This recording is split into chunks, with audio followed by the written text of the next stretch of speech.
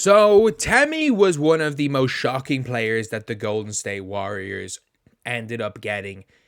Jesus, Golden State Warriors, the Golden State Valkyries. I'm sorry, jump between WNBA and NBA a bit too much. Golden State Valkyries ended up getting in the expansion draft. But it's now looking like it may not have been the greatest pick for the Valkyries, because they could have gotten Grace Berger in that. But also, Temi might not be coming over, because Temi's not signed yet. She's been unsigned.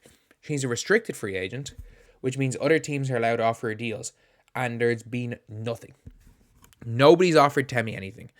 And let me tell you the reason why it's looking potentially that she might either not sign at all in the WNBA season or come over in July.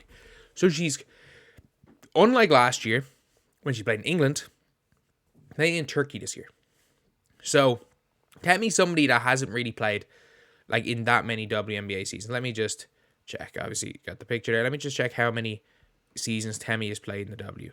So Temi obviously came back last season after she played in 2019. So she took a 5-year break, and she's 32 years old. So you're looking at somebody who's the wrong side of 30, makes way more money playing overseas than in the WNBA, and Great Britain just qualified for Eurobasket. And that's where all this is interesting now. Because obviously, if you've been looking at it, Besiktas are in the quarterfinal of the Turkish Championship. They're in the quarterfinal of the Turkish Cup. Like, Holly Winterburn and Dane Evans are killing it from the guard positions. Temi's doing well. As well as that, the likelihood is that Besiktas are going to make the Euro Cup final. So, her season is going to go into May. Between the Turkish League and Euro Cup, they'll be playing a ton of games, and their season is going to go into May. And then, start of July is Eurobasket. So, even if she comes, like, from the start, like, there is a 3 weeks of Eurobasket where players are going to be gone. So, a lot of European players are just going to be vanished. They're not going to be playing with their teams.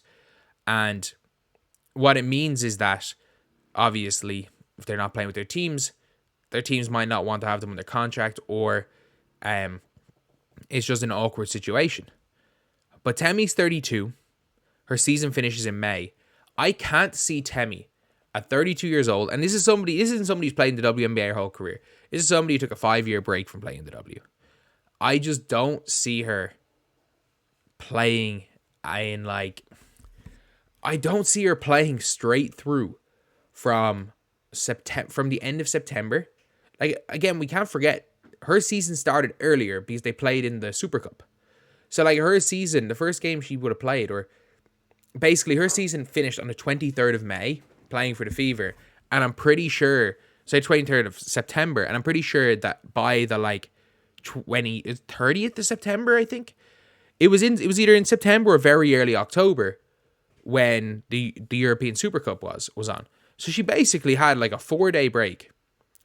She had like a 4 or 5 day break before starting her season. And then she's going to go and basically start her season, go straight through, and then play in Eurobasket, where games are going to be incredibly frequent, and then go straight back into the W season. It will be over a year straight of playing basketball without any break at all. Like a couple of days break because of how early her season started in Turkey. So, and the thing is that every single international break, when a lot of the American players go back to America and they use the kind of 2 weeks as a break or the week as a break, during every international break, she's back playing with Team GB. So it's just been a lot of basketball, and I wouldn't be really questioning this if it wasn't for the fact she's just not been signed. Like, Temi has not been signed by the Golden State Valkyries. A lot of people are talking about Temi potentially starting. I think it's unlikely that she is in the WNBA next season. I don't think it's a guarantee. By unlikely, if you're asking me percentage chance, I'll go 55% no, 45% yes. But she hasn't signed yet. There is a reason about it. Whether she's definitely at least considering what to do. Because there is a chance that she decides, and I think this is probably what's going to happen, is season ends in May. She's going to take a couple of weeks off, maybe a month off. Like, not entirely, but like a month, just clearing her head. Go to Eurobasket with GB, and then after Eurobasket, sign for probably the Valkyries, because I think, if I'm not mistaken, she's not unrestricted free agent even then. But I don't even know what the story is with her rights then, when it comes to if she doesn't sign anywhere this year, because I actually have no idea. I'm not going to pretend I do, but she could go back to the Valkyries in July. She could go back to the Valkyries in July, or she could pick somewhere else to end up going to. She could be one of those players, if she does act like an unrestricted free agent, holding on for her might be the plan, that the grand plan the Fever have had.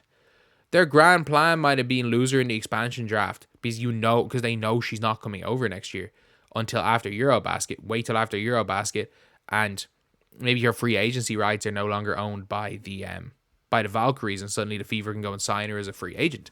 I don't know the actual legality around it, and I could be completely wrong. If it is still restricted rights, she has to go to Golden State. I still think it's more likely. I think it's more likely that she goes over in July than it is for her to start the season. And when I say it's more likely if she doesn't play, I mean that from game one. I think she probably does play, but I think she will not be there game one for the Valkyries. I think she's more likely than not to be there, to be on the roster some stage this season, but I do think that it's sub 50% the chance of her being on the day one roster. So yeah, that is something that a lot of people aren't thinking about. They're just wondering why Temi hasn't been signed, because again, her team is going to be playing till May, and she's got to be ready for Eurobasket.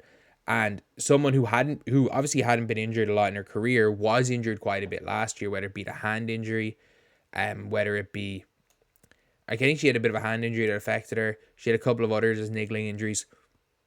And for a lot of these players, going out and playing in Eurobasket is more important than playing the W. It just is. It'll be it's the same with a lot of NBA players. Playing in the European Championships is, for a lot of people, playing for your national team is more prestigious than winning a WNBA championship. So, and Great Britain are pretty good. They're not going to win Eurobasket, but they're not bad, especially with how well Holly Winterburn's playing for the Atlanta Dream. And I'll be interested to see what happens with Holly Winterburn. Winterburn's a bit younger. She's 2000, so she's either 24 or 25. So she's not 32, and she had a break last summer. So yeah, she'll be playing all year round for one, but Temi didn't have that break last summer. So yeah, let me know what you guys think in the comment section below. Do you guys agree? Do you guys disagree? Or have you guys even thought about what the situation has been with Temi and why exactly she hasn't signed with the Golden State Valkyries? I mean, that's the video. Thank you guys for watching. Please like, comment, and subscribe.